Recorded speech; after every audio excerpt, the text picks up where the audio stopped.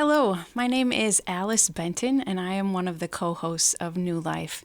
It's a pleasure to be here speaking with you today, and I want to talk about a difficult topic, character change, when you struggle with anger or irritability. This topic is close to my heart because irritability is a struggle of mine as well.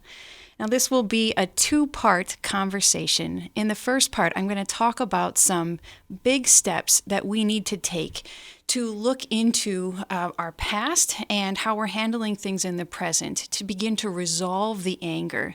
And in the second part, I'm going to break down a very particular ongoing conversation that we'll be needing to have with the victim of our anger and our irritability. So, first of all, if you know that you struggle with anger and irritability, as I myself do, we need to get an accountability partner in this process. This character issue is too big for any one of us to deal with alone. And in the Bible, it's so clear over and over how much we need community to be able to change.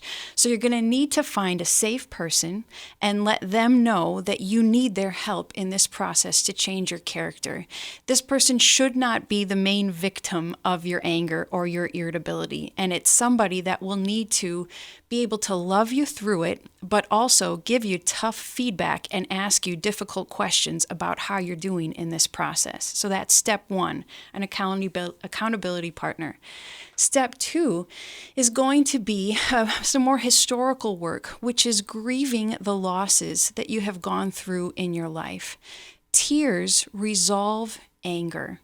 And very often, our anger is fueled by unresolved grief that we may not even be aware of. For me, I found as I dug into this with a therapist about my own life, was I had anger towards my mom and my dad that I had never resolved. I wasn't even very conscious of it.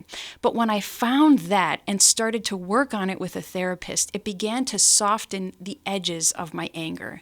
Now, it wasn't the full solution, but it is an important part of the solution. The third step is going to be evaluating your self-care. When we're fatigued, when we're not eating well, we're not exercising, we're not taking care of ourselves physically, it makes us much more vulnerable to angry outbursts or to irritability. And the last one that I'll be talking about more in part two is the ongoing proactive conversation that we're going to start having with our victim. This is like the secret sauce to this process of change, so I want you to come back to find more about it. If you can relate to this topic, please call us at 1-800-NEW-LIFE. We want to help you to grow and change.